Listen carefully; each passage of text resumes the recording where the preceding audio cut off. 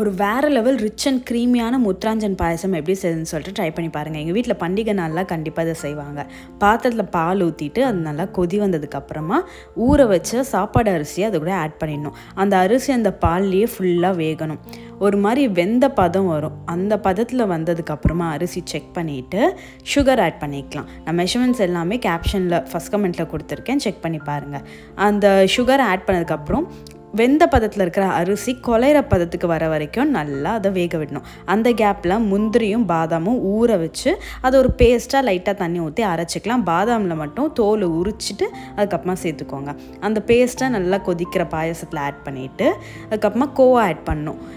கோவா வந்துட்டு நமக்கு பேக்கரியிலே கிடைக்கும். அப்படி உங்கள் கோவா இல்லைன்னா நீங்கள் மில்க் மேடும் யூஸ் பண்ணிக்கலாம்.